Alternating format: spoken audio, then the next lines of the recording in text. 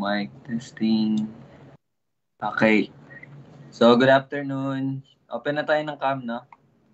So, ano muna tayo? Warm up. Memory verse tayo. So,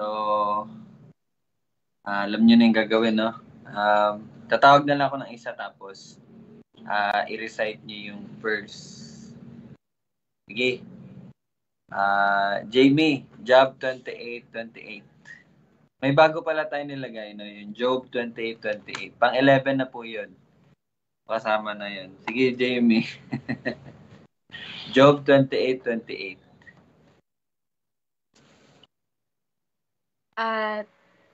At sa tao ay sinabi niya, narito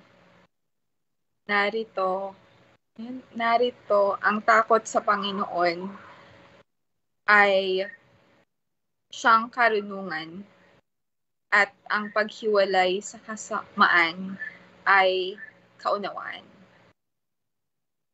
Okay, it's good. Sige, Ara, mga awit.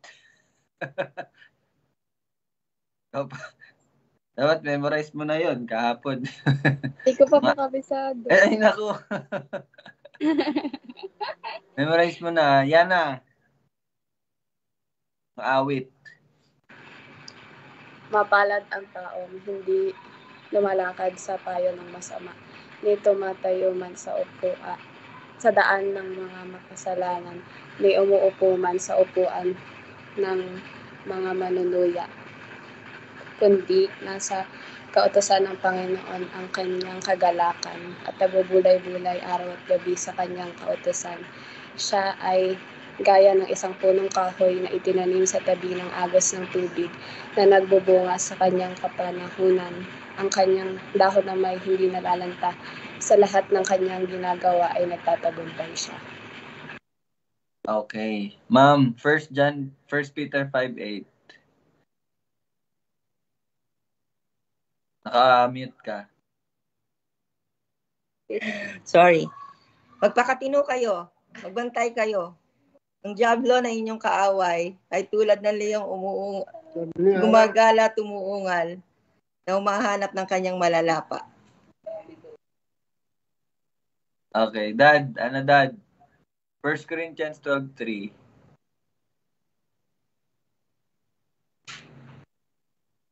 Mute ulit.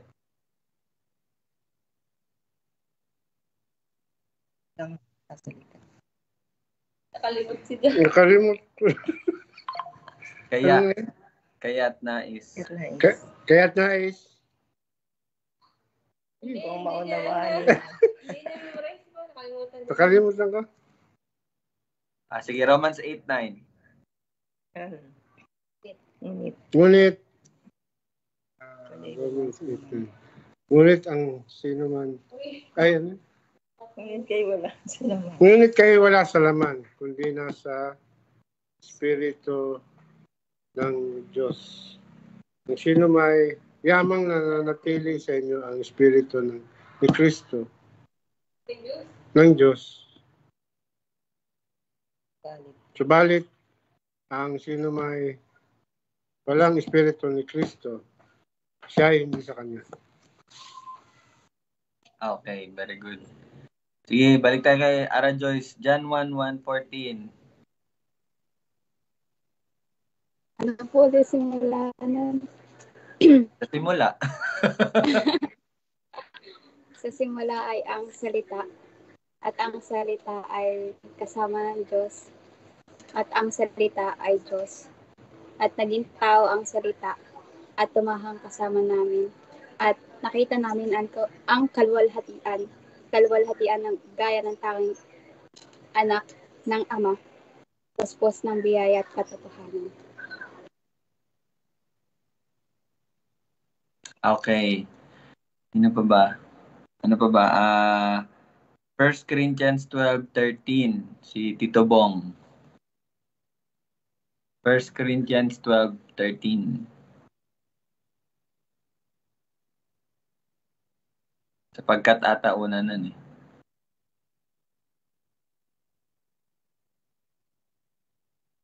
Nakamute, Tito Bong. Ayaw.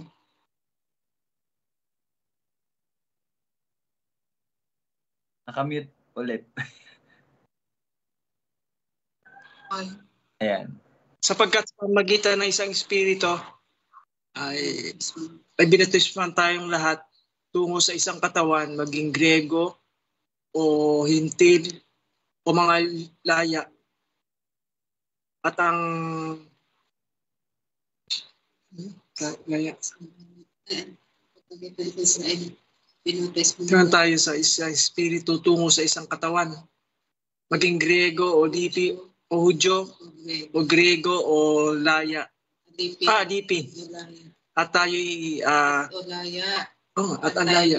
At tayong lahat ay pinainom sa isang espiritu. Okay. Thank you po.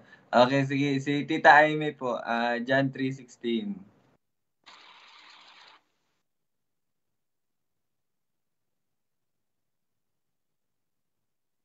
Nakamute po, nakamute.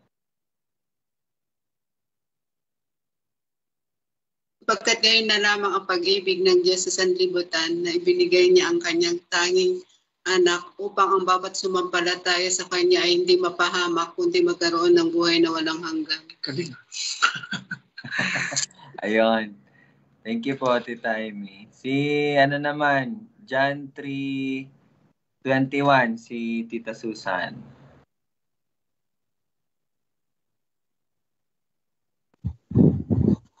Subalit ang gumagawa ng katotohanan ay lumalapit sa ilaw upang malinaw na mahayag ng kanyang mga gawain na ayon sa Diyos. Meron pa ba? Ano pa ba? Okay na, no? Na-cover na natin lahat. Birthday girl. Ayun. So, happy birthday pala, no, kay Ate Arshan. 29 na siya ngayon. Happy birthday. Joke lang. 27 ba? 28? 27? 28 po. Ayun. Nagpa-party siya, nagpa-party. Happy birthday. Asay, pwede nyo na mag-unmute kayo tapos batiin nyo na si Ate Arshan. Happy birthday. Happy birthday! Dapat may sound effect din. Dapat may sound effect din tayo. Okay, sige po. So, ayun, no, nakakatuwa na may nag-birthday. So, napadala na ba kayo ng pansit? Ay, no? Sige, anyway, welcome sa lahat. So, asan pala si Gab? Wala.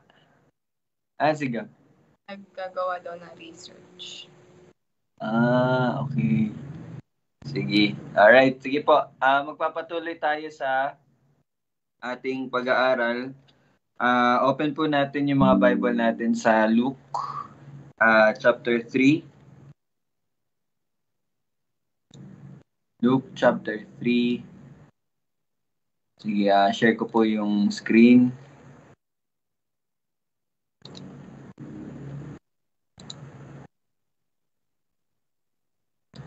Ayan, si Tita Che. Hello, Tita Che.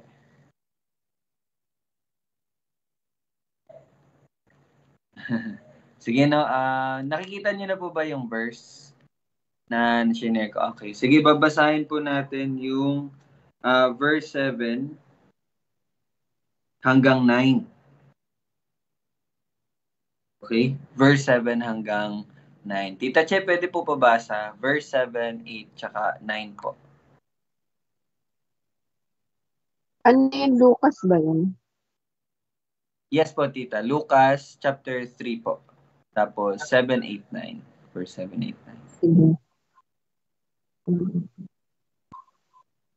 Kaya't sinabi ni Juan sa napakaraming tao na dumating upang magpabautismo sa kanya, kayong lahat ng mga ulupong, sino ang nagbabala sa inyo na tumakas sa puot na darating? Kaya't mamunga kayo ng karapat-dapat sa pagsisisi at huwag ninyong sabihin sa inyong sarili, si Abraham ang aming ama, sapagkat sinasabi ko sa inyo na magagawa ng Diyos na magbangon mula sa mga batong ito ng magiging anak ni Abraham. Ngayon pa lamang ay nakalagay na ang palakol sa ugat ng mga punong kahoy, kaya't ang bawat punong kahoy na di mabuti ang bunga ay pinuputol at itinatapon sa apoy. Ayan po, so salamat po. So yan po yung ating pag-aaralan sa hapong ito. Tayo po ay manalangin muna. Let's pray. Panginoon, ikaw po ang tunay na Diyos at ang kalangitan at lahat ng mga ginawa mo nasa paligid namin ay naghahayag ng iyong kaluwalhatian at naghahayag na tunay na ikaw ang lumikha at may lumikha nga ng lahat. Salamat Panginoon dahil sabi mo sa iyong salita ang iyong kautusan, ang iyong mga lituntunin, ang iyong batas ay nagbibigay ng proteksyon at ito'y nagbibigay liwanag sa mga mata ng mga sumusunod sa iyo at naway patuloy itong naisin ng bawat isa. At salamat Lord sa pag-aaralan namin ngayon. Naway bigyan mo po kami ng kaunawaan at karunungan na mas maunawaan namin ang tagpong ito na kung saan si Juan na tagapagbautismo ay naghahayag ng mensahe ng bautismo ng pagsisisi. At naway makatulong ito na mas maging malawak ang aming pag-unawa sa katotohanan at ito'y aming maituro at may bahagi sa mga pinapanalangin namin, Panginoon, na mga ililigtas mo dito sa Kapkabin. Panginoon, patuloy po namin inihingi ang iyong habag at awa sa mga tao na nandito na sila'y makatanggap ng kaligtasan mo, O Diyos. At patuloy mo pong gawin sa mga puso namin ang pag-ibig pati na at habag at awa sa mga taong hindi pa nakakarinig at nakakakilala sa iyo, O Diyos. Lord, gamitin mo tong iglesia na ito sa pagpapatuloy na lalaganap mo ng iyong simbahan. Salamat Panginoon, ito ay panalangin sa pangalan ni Jesus. Amen. So sige po patuloy po nating intindihin at unawain ito pong tagpo dito na kung saan si Juan tagapagbautismo ay naghahayag po ng mensahe patungkol po sa bautismo ng pagsisisi. At ayun nga po kahapon, binigyan natin ng diin na kung gaano kahalaga na maunawaan po natin ito. So sana po hindi po ito maging parang bagay na parang maisip natin na parang boring naman or ano ba yung halaga nito sa pamumuhay ko. So always remember, this is very important. So again, naway maging masipag po tayo at masigasig sa pag-aaral at pag-unawa ng salita ng Panginoon. So, magpapatuloy tayo. Pag-aawa ng salita. Kinonfirm ko lang kung may audio. Sige po, verse 7.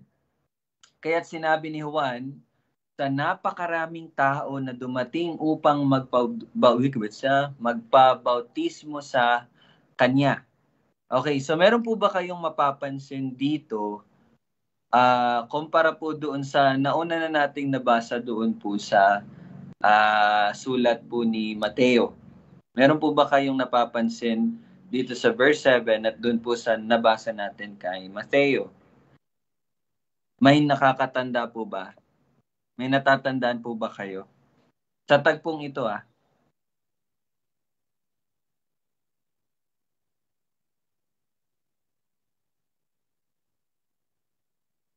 Wala po. Wala. Sige na. So kung matatandaan niyo po, kay Matthew, ano pong kaibahan? Kasi sa tingin ko naalala niyo po itong sinabi ni Matthew na kayong lahi ng mga ulupong. No, I think you natatandaan niyo po 'yun. Pero may napapansin po ba kayong kaibahan? Ano yung kaibahan na napapansin niyo?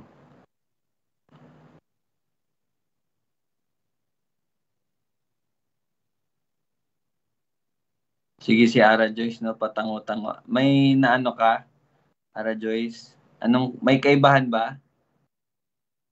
Ano lang po sa Matthew 3, parang may binanggit specific na mga pinupunta. Pero po dito parang walang sinabing pangalan or mga Pharisees. Ano yung specific na yun? Yung Pharisees po, tsaka mga Sadduceo, mga ganito. Okay. So, yun po yung kaibahan. Sa Matthew po, very specific si Matthew sa mga taong sinabihan ni John ng salitang mga ulupong. So, yun po yung mga Pariseo at mga Sadduceo. Pero dito naman, kay Lucas, kung makikita nyo, ang sinabi ni Juan sa napakaraming tao. Okay? Upang magpabautismo sa kanya. Okay? So how can we reconcile this? I mean, ito ba ay para talaga doon sa napakaraming tao? Or ito ba ay para lang talaga doon sa mga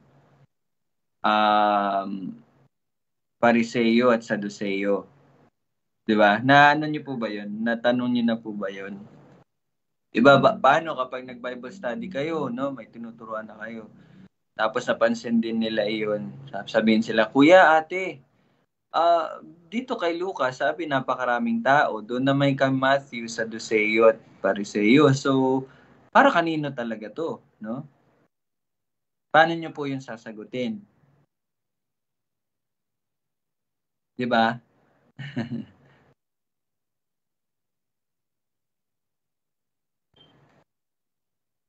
Sige, paano?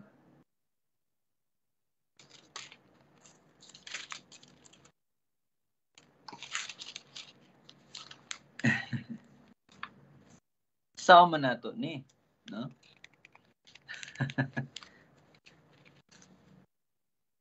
Actually, hindi ko po inanda yung sagot doon. Ngayon ko lang din naisip yung tanong. Paano po?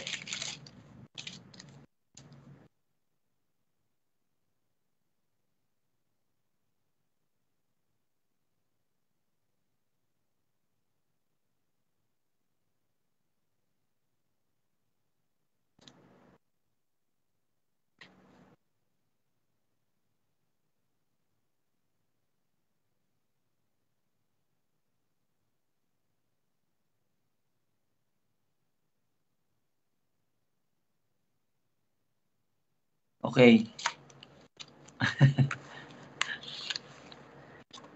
Teka lang, may kino-confirm lang po ako.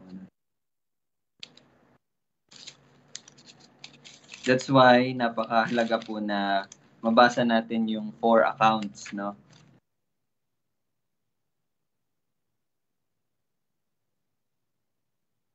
Okay, wala din. So, okay, ganito, no? Tinignan ko po sa Mark tsaka sa John.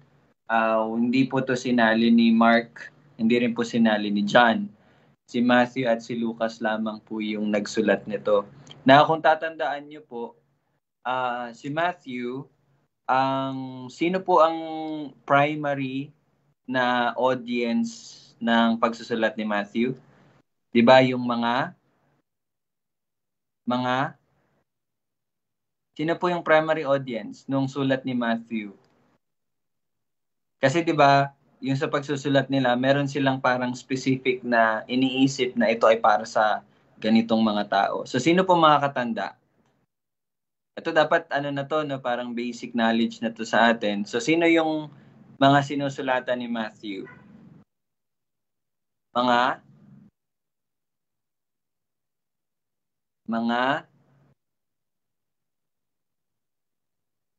Hudyo. Sige, sino yung sasagot? Mga Hudyo. Yes, mga Hudyo. So, ang sulat po ni Matthew is mainly para sa mga Hudyo. And so, ibig sabihin, alam ng mga Hudyo kung ano yung Pariseyo at ano yung mga Saduseyo. Okay? Now, si Lucas naman, para kanino niya naman ito sinulat? Ano yung purpose ng pagsusulat niya nito? Para kanino? Anyone? Kay Lucas. Kay Matthew, mga Hudyo in general. Kay Lucas is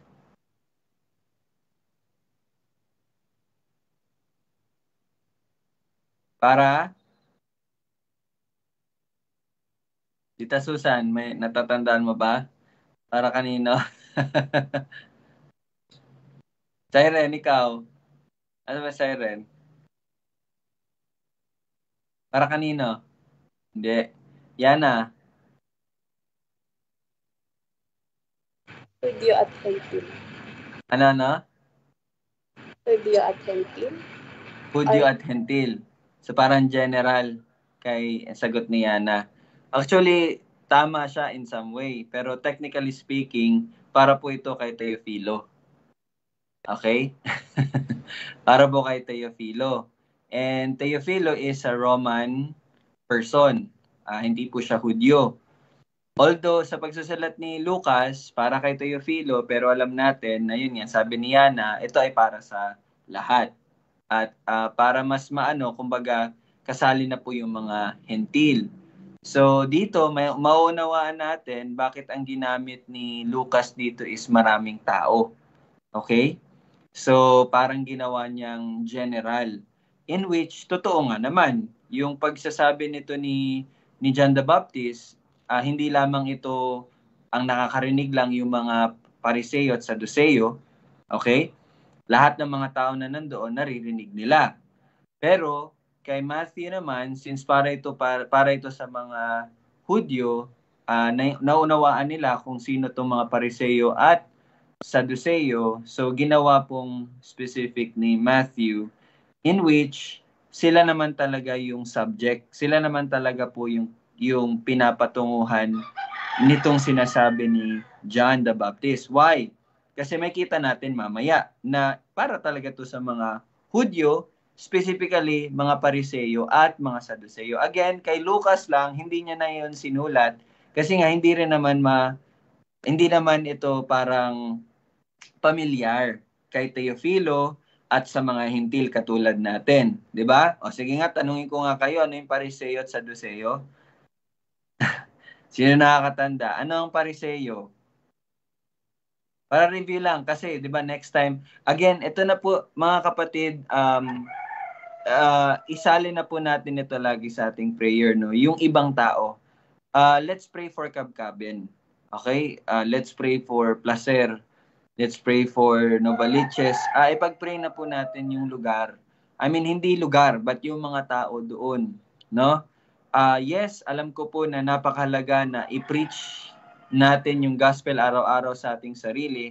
Pero lagi po nating tandaan, we preach the gospel to ourselves to remind us always, no? And so, yung gospel na yon is mag-uudyok sa atin na ihayag din ito sa lahat ng mga tao. So, it's a commandment, no? It's a commandment. So, magkaroon na po tayo ng ganong pananaw at puso na hindi lang ito para sa atin. No, hindi lang yung lagi lang tayo lang lagi. But we will go outside to preach the gospel. Okay? So, yun po. Alright. Ano nga yung Pariseo? Mga Pariseo ay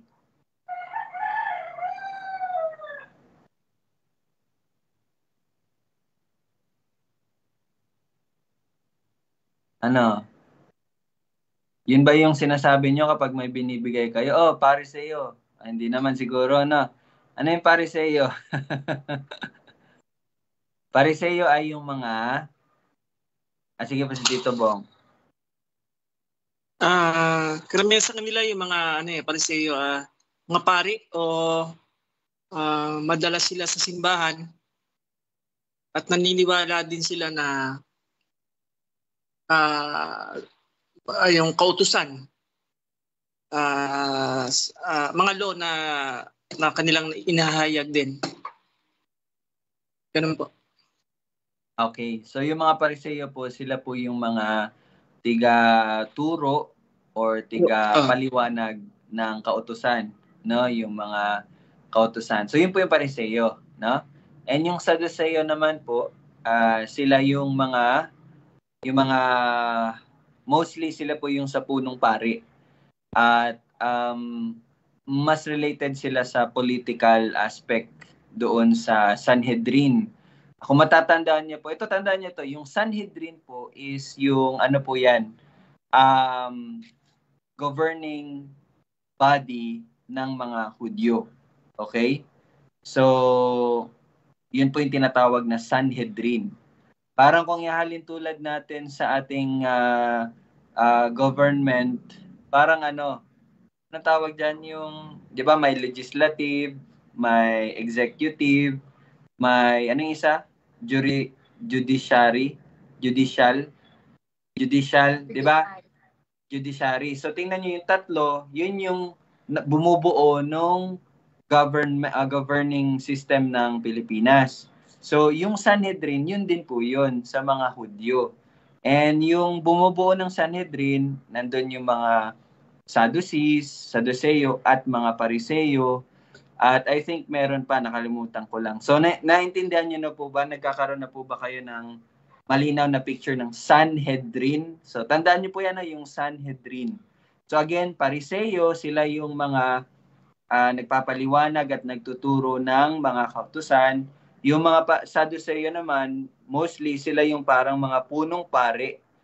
Kaya lang, mas related sila sa political aspect. Ibig sabihin, pakikipagrelasyon sa Roman Empire. Okay? So, yun po yun. Now, ito yung mga taong kinakausap ni John the Baptist. Now, tingnan nyo po yung sinabi ni John the Baptist sa kanila. Kayong lahi ng mga ulupong. Diba? Sino ang nagbabala sa inyo na tumakas sa puot na darating? So, mga kapatid, alam nyo po yung ulupong? Hindi po yung ulo, ha? Hindi po yung ulo. Okay? Ulupong po ay ahas. Ahas. Okay. Now, bakit po kaya sa tingin ninyo, ulupong ang ginamit ni John the Baptist nung kanya pong kinompronta itong mga Sadduseo at mga Pariseo? Bakit ulupong? Bakit hindi aso? Diba? Kayo, lain ng mga aso. Or siguro kung atheist, sasabihin kayo, lahi ng mga unggoy. Di ba? Pero dito, kayo lahi ng mga ulupong. Bakit kaya ulupong? Meron po bang nahiwagahan or meron bang nagtanong nung binasa niya to? Ba't kaya ulupong?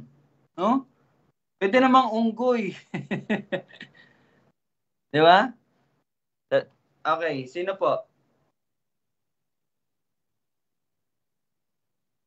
Bakit ulupong yung tawag sa kanila? Ahas, di ba? Ahas.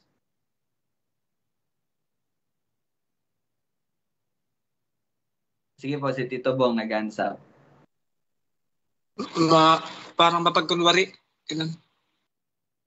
Okay? Yun ay isa sa magandang sagot. Parang pinapakita doon yung karakteristik ng ahas. Mapagkunwari. No? So yun, tama po yun. Pagpapakita na itong mga Sadduseo at mga Pariseo ay mga mapagkunwari. And actually po, yung ulupong po, parang inahalin tulad ito ni John the Baptist sa ama nila. Sino ba yung ama ng mga mapagkunwari? Sino? Sino yung father of lies? Satanas. Si Satanas.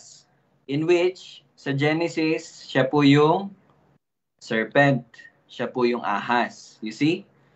So, dito nyo makikita na itong ginamit na salita ni John the Baptist, hindi lang niya po ito trip-trip lang.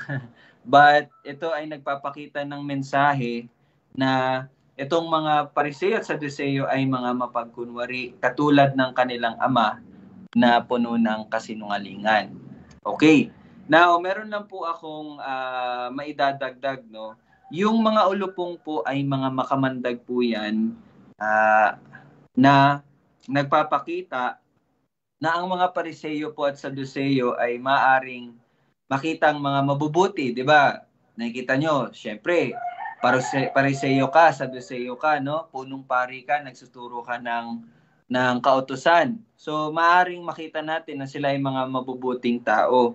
Ngunit, nakakamatay naman po yung kanilang ginagawa. Bakit? Di ba? Kasi nga po, sila po ay mga mapagkunwari. At yung mga tao po na sumusunod sa kanila, imbis na mapapunta sa tamang daan, sila po ay napunta sa kapahamakan. Diba? Kaya nga, diba, sabi ng Panginoong Hesus nung kinompronta niya yung mga Pariseo, ano yung sinabi ng Panginoong Hesus? Ginagawa niyong mas, kumbaga, nagtatry kayo na mag-convert ng isang tao, pero mas ang sa ending, mas ginagawa nyo silang mas masahol pa noong sa simula. Diba? Natatandaan nyo po yung verse na yan? Diba may verse po na ganyan na sinabi ng Panginoong Hesus? Kasi nga, hindi sila nagtuturo ng tama. Hindi nila tinuturo yung katotohanan. Kaya imbis na mapabuti yung tao na na-convert, mas masahol pa yung nangyayari kalaunan. So, kaya ganyan po ang isang ahas, no? Yung mapagkunwari, akala mo mabuti, pero hindi pala. Ngunit, gaya po ng mga ulupong na, by the way, kaya po makikita nyo dito, sino ang nagbabala sa inyo na tumakas sa puot na darating? Tanong ko lang po sa inyo, yung tanong na ito ba ay patungkol sa paghihikayat na tumakas kayo sa judgment or paghuhukom? Or ito ay statement na hindi na kayo makakatakas? Kala nyo makakatakas kayo? Kayo po, tatanungin ko po kayo no, sa pagbabasa nyo po. Alin sa dalawa pong doon, yung naisip nyo na ipinapahiwatig ng tanong na ito? Sino ang nagbabala sa inyo na tumakas sa puot na darating? Ito ba ay patungkol sa paghihikayat na, uy, tumakas kayo?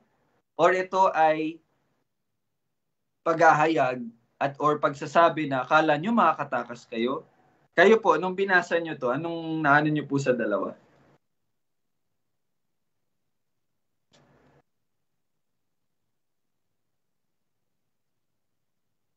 Naintindihan nyo po yung sagot? Ay, yung tanong? A, ito ba ay paghihikayat na tumakas? B, ito ay pagsasabi na akala nyo makakatakas kayo? Hindi. Yun, A or B? Sino po yung mga A? A. Wala, B kayo lahat. B kayong lahat. B is pagsasabi na akala nyo makakatakas kayo. O sige nga, test natin. Paano nyo nasabi? Kasi mas mahaba. Paano nyo nasabi? Diba?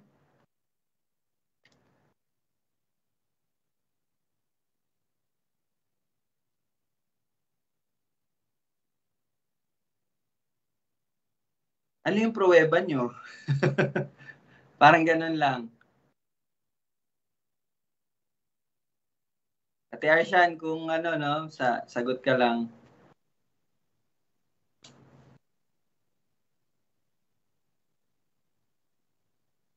Sino ang nagbabala sa inyo na tumakas sa puot na darating?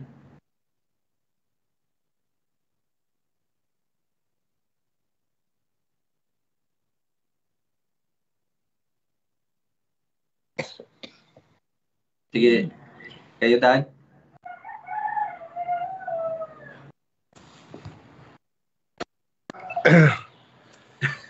Hindi, di ba merong verse na yung mga taong hindi sa kanya, parang hahayaan niya na yun, di ba? Parang lalo niya pang tatakpan. Yung baga, hindi, ibig sabihin, parang hahayaan na yun ng Panginoon. Parang ganun na, wala na siyang pakialam. Di ba? So, kilala na itong mga taong to, yun nga, mapagkunwari. Na kaya nasabi ni Juan na, ano ba yun?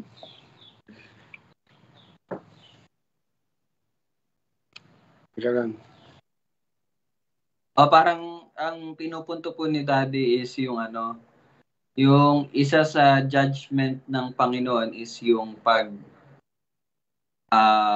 yung pagbigay sa kung ano man yung gusto nila. Romans 1 atang tinutukoy ni Daddy, no? Kumbaga, yun yung judgment po, no, kapag hinayahan ka na ng Panginoon sa kalayawan, kalaswaan, yung mga ganung bagay, no? Romans 1 po yan. Okay? Sige, no? So, thank you, Dad, sa sagot. Pero, one thing na pwede nyo pong tingnan is yung... Ara Joyce, may sagot ka ba? Parang gumanong ka ata eh. Yes po, Kuya. Sige. Tatry lang. Parang naano ko po siya sa verse 8 po. Kasi parang tinutukoy niyo nga po yung parang sa pagkukunwari. Which is sa verse 8 po, tinukoy doon yung kumbaga kung ano yung nakikita talaga sa isang taong nagsisisi o yung pamumuhay ng isang taong nagsisisi. Or kinoconfess na nagkasala ka talaga. Which is yung nakikita nga sa pamumuhay mo. Okay. So, actually, magandang reference yung verse 8. No? Makakatulong po yan na mas maunawaan natin. Thank you, Ara Joyce. No? Pero, bago sa verse 8, verse 7, actually, meron na tayong hint. Ano yung hint natin sa verse 7? Kayong lahi ng mga ulupong. Okay? Actually, ano siya, no? Kumbaga, declarative siya, no? Kayong mga lahi ng mga ulupong. And, biruin mo, mag-share ka ng gospel, sasabihin mo, kayong mga, di ba, hindi naman ganun pag-share ng gospel, no? Although, yes, lahat mga kasalanan. Kaya lang, unawain nyo po yung konteksto. Ang konteksto po kasi na nangyayari dito, mga Pariseo at Saduceo yung kinakausap ni John the Baptist during this time. Although nakakarinig yung ibang tao, maraming tao nakakarinig. Mamaya, may kita nyo, marami talaga nakarinig.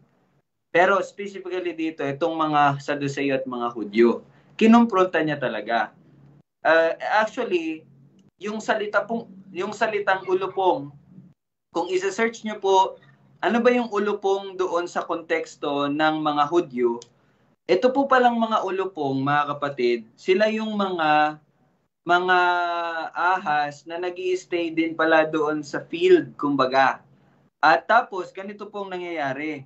Kapag po ang mga magsasaka, magtatanim na, maghahanda na sila sa pagtatanim, susunugin pala nila yung mga, 'di ba, nag-harvest. So may mga natira-tirang mga susunugin pala 'yun. Tapos yung pagsunog po nun is parte po ng paghahanda nila para sa panibagong pagtatanim.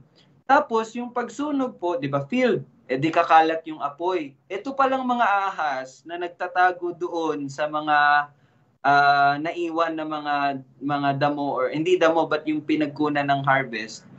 Yung mga ahas pala na yung mga ahas pala na iyon, nagtatry silang tumakas or tumakbo mula doon sa apoy kasi kakalat yung apoy, pero hindi sila nakakatakas. Sunog, kumbaga masusunog talaga yung mga ahas na yun. So, yung pong impormasyon na yun will give us an idea ng picture na parang sinasabi ni John the Baptist, sinong nagbabala sa inyo na tumakas sa puot na darating? Gaya ng mga ahas po na namamatay at naabutan talaga ng apoy doon sa field, ganun din po ang mangyayari sa mga ganitong mga mapagkunwari. Hindi sila makakatakas sa paghuhukom. Naintindihan niyo po ba? So, yun po yung mga ulupong, no? Mga nagtatago talaga yan doon sa ano, tapos hindi sila nakatakas sa apoy. So, you see? So, patuloy tayo sa verse 8, yung sinabi ni Ara Joyce. In which, kaya tingnan niyo po yung sunod na sinabi ni John the Baptist. Kaya't mamunga kayo ng karapat-dapat sa pagsisisi at huwag ninyong okay, dun muna tayo. Kaya't mamunga kayo ng karapat-dapat sa pagsisisi. Okay, another tanong. Ito ba ay pag-invite? Again, ito ba ay pag-invite? Oy, mag-repent kayo para maligtas kayo? Or ito po ay paghahayag na kumbaga binibisto ni John the Baptist itong pagkukunwari na meron sila. Kasi nga sila po ay hindi nakikitaan ng karapat-dapat sa pagsisisi. Diba? Yun yung tanong. No? Ito ba ay invitation to repent? Or ito ay paghahayag na paghahayag ni John the Baptist na pinapakita ni John the Baptist sa kanila na hindi sila nakikitaan ng totoong bunga ng pagsisisi. Okay? So, anong sagot doon?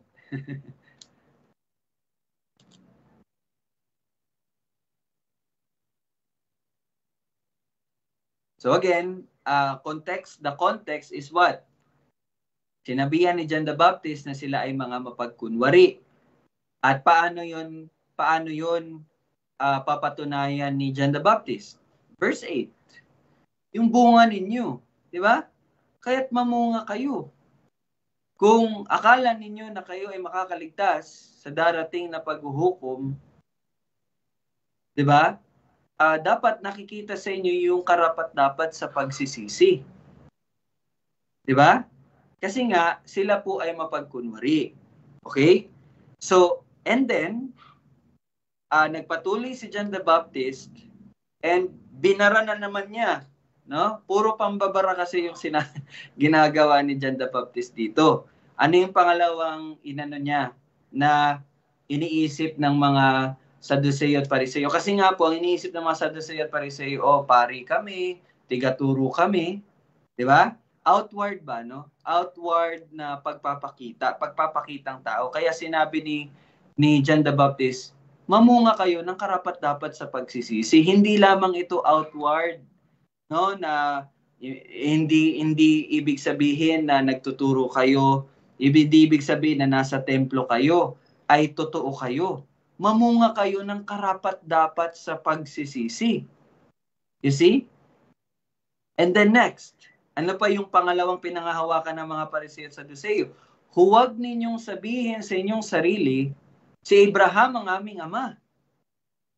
O, ito yung pangalawa na inaano ng mga Pariseo at Saduseo na ligtas sila. Kasi sila ay nagmula sa lipi ng mga ni Abraham. So yun yung isa sa mga bagay na nagiging katiyakan ng mga Saduseo at Pariseo na sila ay maliligtas kasi sila ay mga anak ni Abraham daw. Yes, sila ay mga anak ni Abraham sa ano tawag dito? By blood, bloodline, kung sabihin natin. No, pero sabi ni John the Baptist, huwag niyong isabihin sa inyong sarili na si Abraham ang aming ama. So ano pinapakita dito ni John the Baptist? Hindi kayo maliligtas by being a Hudyo. Hindi ang pagiging Hudyo ninyo ang makakaligtas sa inyo. Bakit? Bakit? Kasi nga, sapagkat sinasabi ko sa inyo na magagawa ng Diyos na magbangon mula sa mga batong ito ng magiging anak ni Abraham. Okay. Makikita nyo dito yung wordplay ni John the Baptist. Sabi niya, huwag ninyong sabihin sa inyong sarili, si Abraham ang aming ama. So, ibig sabihin, hindi ang pagiging anak o hindi ang pagiging Hudyo ang makakaligtas. Pero, sinabi naman ni John the Baptist, kasunod niyan, Sapagkat sinasabi ko sa inyo na magagawa ng Diyos na magbangon mula sa mga batong ito na magiging anak na Abraham. So ibig sabihin, ang maliligtas yung mga anak ni Abraham. You see? Pero, sinabi niya sa mga Saduceo, huwag niyong sabihin na si Abraham ang inyong ama para maligtas kayo. So may contradiction po ba dito sa sinasabi ni John the Baptist? Nakikita niyo po yun? Di ba? Sige, Dad. Hindi sa sinabi na sapagkat magagawa ng Diyos. Ibig sabihin, yung power ng Diyos, no? Yung soberanyo niya, na yung pagbinuhay yung mga taong binuhay, yun yung papakita niyan ay tunay na anak ni Abraham. So itong mga Saduceo, mga Pariseo, na yun nga, mapagkunwari sila, kahit sila'y sinabi na nga nila na anak sila ng aming ama, ngunit hindi sila tunay na binuhay ng Diyos. Kasi sila'y mapagkunwari. Diba? So, yun lang. Amen. Actually, yun po yung sagot doon. Una, siguro, sa unang pagbabasa natin, ang maisip natin, kaya gumawa ng Panginoon ng isang mananampalataya mula sa bato talaga. Di ba? Parang yun yung una nating maiisip kapag binasa natin. For example, itong mouse, pwede itong gawin ng Diyos na ama ni Abraham. Ay, anak ni Abraham. Di ba? Pwede nating maiisip. Pero, sa pagpapatuloy ko na pagbabasa, ang sinabing magiging ang anak ni Abraham, hindi po yan mga bato. Okay? Although sinabi ni John the Baptist, mula sa mga batong ito. Siguro, ito, may dalawang pwede nating isipin. Siguro nag-exagge. Kumbaga, exaggeration ni John the Baptist. Kumbaga, parang pagpapakita na kayang-kaya talaga ng Panginoon gumawa ng isang anak ni Abraham. Kumbaga, walang imposible. Pero, pangalawa, pwede natin i-consider, meron pong reference sa Old Testament in which na anong sinasabi? Ang inyong mga pusong bato ay gagawin kong pusong laman. Ibig sabihin, pagpapakita yun ng pagbubuhay muli ng Panginoon. You see? So, tama yung sinabi ni Daddy kanina na pinapakita ni John the Baptist dito sa mga mapagkunwari na iyon na ang Panginoon, kapag sinabi mong anak ni Abraham, tunay talaga yung anak ni Abraham. Bakit? Kasi ang Panginoon ang magbabangon nun. You see? Kasi ang Panginoon ang magbibigay ng pusong laman doon sa tao ngayon na may pusong bato. Kaya niya. Ibig sabihin, parang pinapakita dito ni John the Baptist na kung akala nyo pwede nyong mapeke ito, well not. Kasi ang Panginoon ang magbabangon nung taong iyon na maging anak ni Abraham. And sa pagtakbo ng panahon, by the grace of God, pinakita niya sa atin na ang pagiging anak ni Abraham ay hindi by nationality, but yung sa pamagitan ng pananampalataya. Di ba? Ang anak ni Abraham, yung mga anak ni Abraham ay yung mga katulad niya na nananampalataya sa Panginoon. Yun yung mga tunay na anak ni Abraham. Naintindihan niyo po yun? Well, in fact, yung mga anak ni Abraham ay mga anak ng Diyos. Kasi ang Diyos ang gumagawa. Kaya, makita niyo dito, hindi talaga mapipeke. Kasi ang Diyos ang may gawa eh. Diba? Napapasok natin dito yung doktrina ng soberanya, pagkasoberanya ng Panginoon. So you see, di ba nga, kapag niligtas ka ng Panginoon, ligtas ka ng tunay kasi siya ang magbibigay sa iyo ng from pusong bato to pusong laman. From patay, ikaw bubuhayin. Sino magbubuhay? Siya. So you see? Kaya sabi ni John the Baptist, hindi nyo maluloko yun. Kasi kaya ng Diyos na magbangon muli sa mga batong ito na magiging anak ni Abraham. So kung kayo ay tunay na anak ni Abraham, makikitaan kayo ng karapat-dapat sa pagsisisi. So yun na nga yung buhay, yung output ng buhay. You see? Nakita niyo yung confrontation dito? Well, sa tingin ko sa atin, malaking reminder ito po ulit sa atin. Mga kapatid, tayo po na mga nagsasabi na nananampalataya sa Panginoon, makikitaan po talaga tayo ng karapat-dapat sa pagsisisi. Makikitaan tayo ng pamumuhay na karapat-dapat sa pananampalataya. Makikitaan tayo ng pamumuhay na karapat-dapat sa isang taong binuhay ng Diyos. Makikitaan tayo ng pamumuhay na karapat-dapat na tinatawag na mga anak ng Diyos. Kaya nga kanina, sana po pinanood niyo po ba yung video na shinare ko sa inyo? Nanood po ba kayo noon? 2 pong topic yun. Yung kay Paul Washer about sexual immorality po yun.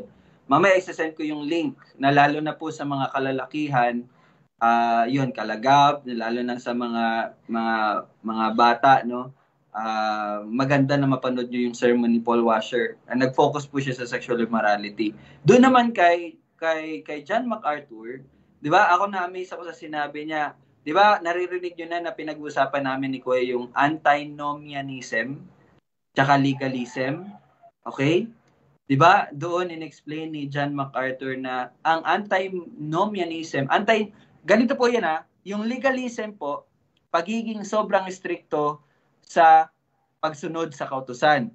Na to the point na masasabi nila, pag hindi ka sumusunod sa kautusan, hindi ka tunay na ligtas. Yan po ang legalism. Ang antinomianism naman is the opposite. Na sinasabi nila na hindi mo na kailangan ng law para maligtas. Okay? Which totoo naman. Kaya lang, sila naging extreme. Kumbaga, hindi mo na kailangan sundin yung kautusan. Kasi hindi nga yun makakaligtas. You see? And then sinabi ni John MacArthur, antinomianism ay tulad lang ng legalism. Kasi ang kaligtasan nila is nakabase pa rin sa kautusan. Kasi ang antinomianism, huwag kang sumunod sa kautusan na hindi mo na kailangan. You see, the relationship is still in law. Di ba? Pero sabi ng grace, ano ang grace at ang love? Ang iyong kaligtasan is yung relationship mo kay Christ. And yung relationship mo kay Christ is sa pamagitan ng pag-ibig niya. At yung pag-ibig na yon ay magiging totoo din sa mga buhay natin. At ang pag-ibig na yon ang siyang mag-uudyok sa atin na sundin ang kautusan ng Panginoon. Kaya nga sabi ni Paul Washer din, doon din sa video ni Paul Washer, di ba, kung pinanood niyo po, sabi niya, it's not legalism. Hindi ito patungkol sa pagsunod sa kautusan. But ito ay patungkol sa relasyon na meron ako sa taong nasa sa akin. At yun ay ang banal na espiritu. Di ba? So kung tayo man po ay nagiging stricto sa pagsunod sa kautusan, hindi po yun patungkol sa legalismo o hindi po yun patungkol sa pagsunod sa kautusan para sa kaligtasan. But patungkol po iyon sa pag-ibig na meron tayo sa Panginoon kaya tayo ay sumusunod sa kautusan. No? Okay, naipasok ko lang po yun, no? So, patuloy tayo sa verse 9. Ngayon pa lamang, ano sabi dyan? Ngayon pa lamang ay nakalagay na ang palakol sa ugat ng mga punong kahoy. Kaya't ang bawat punong kahoy na di mabuti ang bunga ay pinuputol at tinatapon sa apoy. Okay?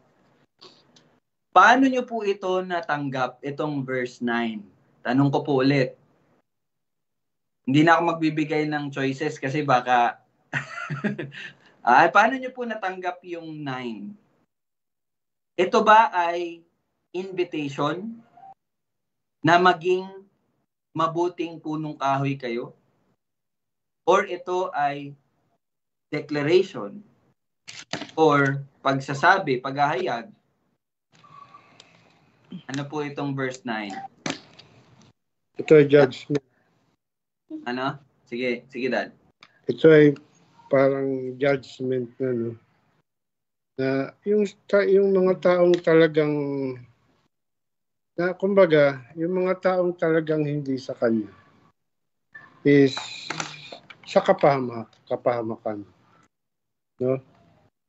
Na dalawa lang yun, sa mabuti at hindi, di ba? Yung mga taong talagang hindi pinili, hindi binuhay ay sa kapahamakan at ang mga pinili ay sa sa Kanya. Okay, so verse 9 is patungkol po sa paghuhukom. Ngayon sa ating pagtatapos, tatanungin ko po kayo. Tayo po ba ay, ito para lang din matest yung paano nyo na po naunawaan yung pagliligtas ng Panginoon. Huwag po kayong mahiyang sumagot, okay? Ano po ba nangyari sa atin? Tayo po ay masamang puno na naging mabuting puno. Nung tayo ay naligtas, mula sa pagiging masamang puno, naging mabuting puno po tayo dahil sa pamagitan ng Panginoong Hesukristo.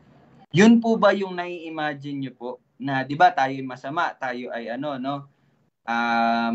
yun nga, tapos niligtas tayo, nabuhay muli. So yung image nyo po ba is from bad tree naging good tree? Yes or no lang po?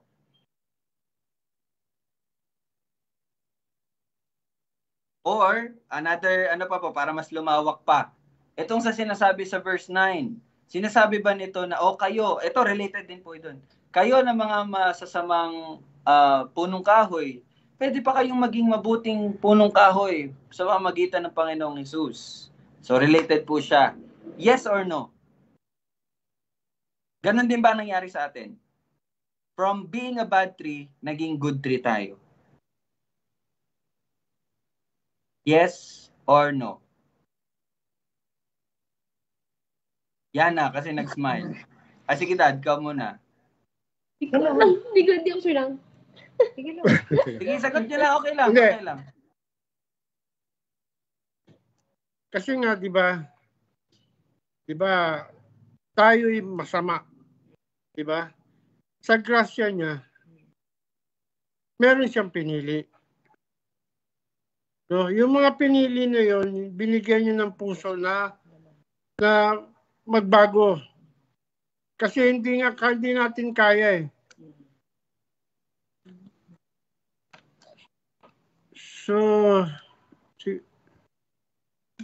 binago tayo. Sa pamamagitan niya, tayo'y binago. Diba? Tayo'y binabago paunti-unti from glory to glory. So, Amen. Yung mga taong pinili, hindi natin sinasabing tayo'y pinili, pero may bunga na sa atin. So, ibig sabihin, Dad, naging from bad tree, naging good tree na. Parang ganon. Yun ba? Oo, kasi nga lahat naman tayo galing sa bad tree. Diba? Kaya nga po. Lahat tayo masama. So, may mga taong pinili na kaya, di ba nga sabi, kaya niyang paguhin eh. Yung mga pinili niya na niyang maging anak, kayang, kumbaga yung imposible, magiging posible. Diba? Yun lamang po. Sige, next. Kayo, ma'am. Siren. Ganon din ba yung parang naano niya? Sige. Yana, si Lola. Ganon din. Jamie. Yes, ganon din. Sila Tito Bong, Tita Amy.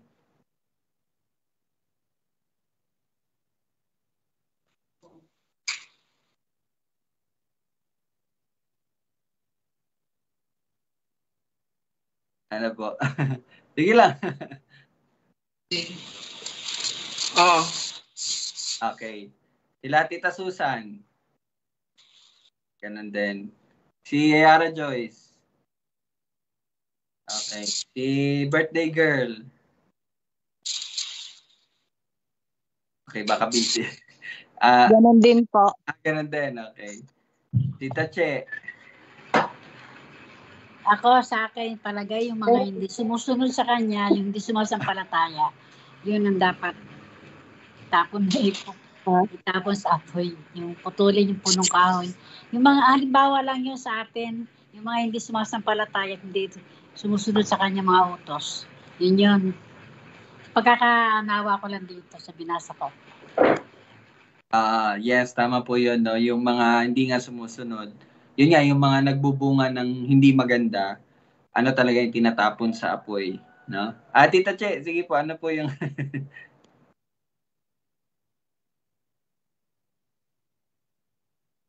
Ganon din.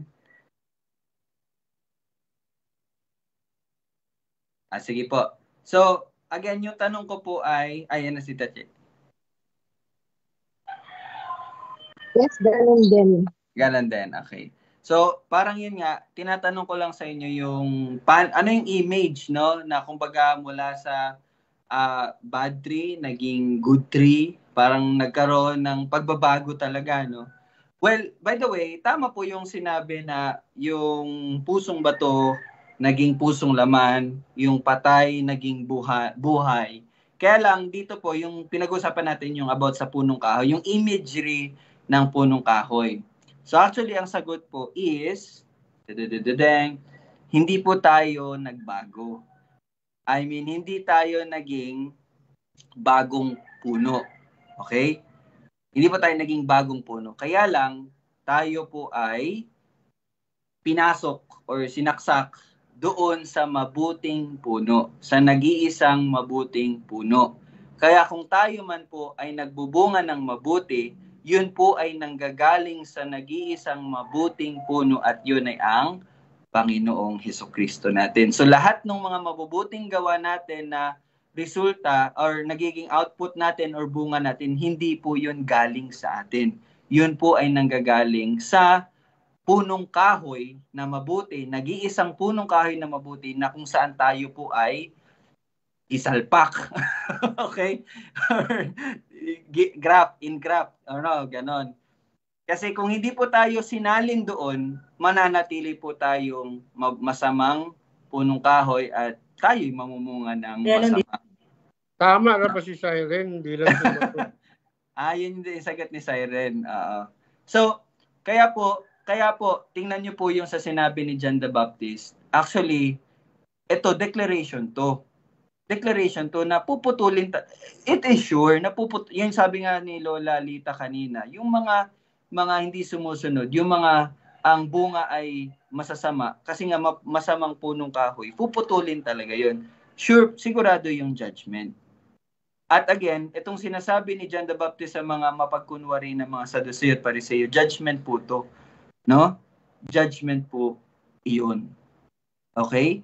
Kaya sabi diyan, 'di ba, ngayon pa lamang nakalagay na ang palakol sa ugat. So you see, kumbaga hindi talaga hindi malilin lang, hindi maloloko. Andiyan naka na, kumbaga kung i-imagine niyo po 'yung sinabi ni Jan, ayan na nakaganon na 'yung palakol. Tapos sasabihin mo ano ka? Naintindihan niyo po 'yun, nagigets niyo po 'yun. Puputulin ang mga hindi na namumunga ng mabuti. Okay? And then, pagkatapos niyan, makikita nyo po yung tanong ng mga tao. So doon na, magkakaroon na tayo ng shift from mga Pariseo at mga Saduceo. And then, mag-shift na tayo doon sa general, yung mga tao. No? Na, kumbaga, iba naman yung kalagayan ng mga taong iyon doon sa mga Saduceo at Pariseo. Naintindihan niyo po yon? Magkaiba yung kalagayan nila. Kasi itong mga Saduceo at Pariseo, alam na nila yung kautusan, pero patuloy nilang binabaluktot yung katotohanan. And then, yun naman yung mga tao na walang alam, mga tao na hindi pa nakakaalam, yun yung itatanong nila. Doon magsisimula sa verse 10. Yun yung pag-uusapan natin bukas. Okay, so naging malinaw po ba sa atin yung ating napag-aralan? May natutunan po ba tayo? So, ayun po, no, praise God. Patuloy lang po tayo mag-aral. And yun po, yung mga Bible reading, patuloy nyo po yun gawin. Dad, sige Dad. May tanong lang ako dun sa Bible reading natin. Nakwenta mo na ba na isang araw, isang chapter, kung ilang taon na abutin? Hindi ko... Kasi parang, di ba, meron tayong 3 chapter, meron tayong 4 na chapter. Parang ang hirap, ano ba? Parang ang mangyayari, basa lang na walang comprehension. Yun talaga yung challenge din. Kaya, ano talaga siya? Mabigat na challenge eh. Hindi, diba? Ito po kasi I-try mo lang ikwenta yung Sa isang araw, isang chapter. Kung ilang taon na abutin. Kung ganun ang titingnan natin, isang chapter sa isang araw, teka dad, abutin tayo ng 1,189 days. So, divide na lang natin. Bilis, no? Divide mo Kasi sa mayroon pong 1,189 chapters. Divided by 3 years. 3 years. 3 years. Ganito po, no? Naintindihan ko naman yung gusto nyong magkaroon ng comprehension. Wag po kayong mag-alala kasi yung ginagawa natin, reading lang talaga yun. Reading lang. Hindi katulad ng ginagawa natin dito. Tingnan nyo po yung 3 verses, isang oras na, no? Yung sa reading, sige lang po. Pero syempre, gawin, i-ano rin natin, i-try din natin na magkaroon ng pagkaunawa. Although hindi man natin na ano yung by verse, pero yung kabuuan ba, yung kabuuan.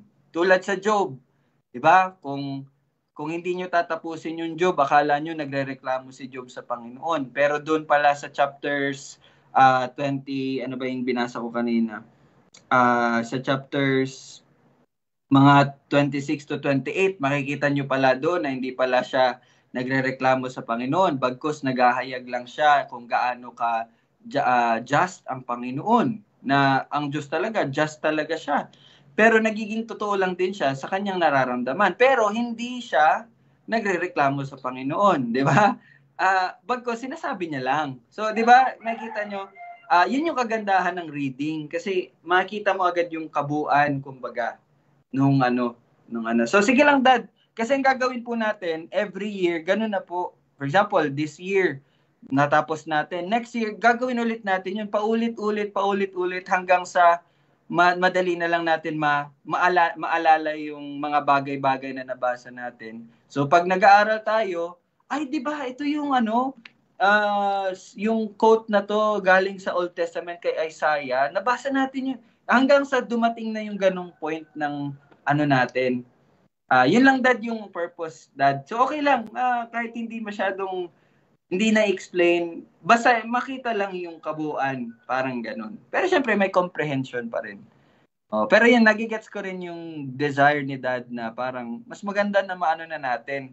Pero yun nga, ang ginagawa lang natin muna ngayon, reading lang siya muna. Reading lang. Sige lang, hayaan mo lang. Two chapters. Isa't kalahati. Kasi pinogram na yun, Dad eh. Nakaprogram na yun sa isang taon. Na tapos buo sa isang taon, 365 days. Medyo mahaba talaga.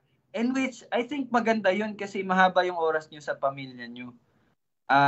Kaya yun yung desire ko din actually, yung magkaroon kayo ng family time. Na imbis na kapag nagtitipon-tipon ng pamilya, ang pinag-uusapan yung mga bagay-bagay na mas maganda siguro na simulan ninyo sa pagbabasa ng reading. Pagkatapos nun, mag-usap na kayo, yun yung pagtsikahan. Parang ganun ba? And then may prayer together with family. Pag nagre-reading ba kayo, nagpe-pray kayo together as a family. Ayun, maganda yun. Tapos, pwede na din na pagkatapos nun, magkaroon na ng yung pagiging open ba? No? For example, pa or dad, no? May nagawa akong kasalanan. I mean, sana maging ganun yung dumating tayo sa puntong ganun. Then doon na rin kakausapin ng tatay at nanay, o anak, nakita ko kanina, ang ganyan, saan ka galing na naman? Mga ganun ba? For spiritual po, oo. May tanong po ba yung iba? Si Tito Bong ata parang may gustong sabihin, sorry, hindi po na maganda, kasi maganda. Kasi minsan may nababasa ka na, nabasa mo naman noon. Tapos minsan, nabasa ko na to parang ganun. Minsan may bumabalik na ganun. Tsaka maganda yung maganda yung sama-sama. Ayan. Kakaroon kayo ng idea. May tanong ng konti. Ganun pala. Ganun. Tapos okay na. Yan. Maganda. Opo. Ayun po yung kagandahan nun. Sige po. So yun na sila, Tita Susan din, no? Yun lang, sana maano nyo rin si Tita Che naman, sumasali naman sa Kala Daddy. Ako hindi lang ako talaga makasama, Dad, kasi yun sa work ko. Tapos, ayun, nagre-reading din naman ako. Ayun, pero... Okay lang. Sige lang, ayaw mo man. Sige po, doon muna tayo magtatapos. Tayo po ay mag-closing na mag-pray tayo. Panginoon, salamat po sa karunungan at pag-unawa na iyong ibinigay sa amin. At salamat dahil hindi ang karunungan at kaunawaan ay hindi lamang sa pagiging magaling sa pag-intindi ng iyong salita at pagpapaliwanag nito. Bagkus gaya nga ng sinabi mo na inihayag ni Job na ang takot sa iyo ay siyang karunungan at ang paghiwalay sa kasamaan ay siyang kaunawaan. Hindi po ito mapagkukunwari sa labas na mga ginagawa, but tunay talaga na yung pagbabagos ng aming mga puso, iyon ay ang tunay na bunga ng pagsisisi. Salamat Panginoon at sa iglesia mo dito sa Kabkaben, palaguin mo po, O God, sa karunungan, pag-unawa ng iyong salita, at patuloy mo pong bigyan mo po kami ng puso, Panginoon, para dito sa Kabkaben na may hayag ang iyong magandang balita at ang mga taong hindi nakakarinig ng magandang balita ay makarinig na, ang mga naliligaw na tupa ay may balik na. Patuloy ko pong pinapanalangin yung Kabkaben, Panginoon, simula dito sa Kabkaben na manumbalik na yung mga tao mo, O Diyos, sa pagkakarinig nila ng magandang balita. Tulungan mo po kami upang makapaghanda at matutunan palalo kung paano po ihahayag ang iyong pagliligtas. Salamat Panginoon, ito aming panalangin sa pangalan ni Jesus. Amen. Please include that in your prayers, no? Sige po, thank you. See you po bukas ulit sa ating Bible study. God bless sa lahat. Happy birthday, Ate Arshan. Happy birthday. Happy birthday. Chicken lang, Ate. Chicken. Yeah. Okay, bye-bye. Mag-greeting na tayo ngayon. Ah, Yeah. Thank you po. ayun na. Oo.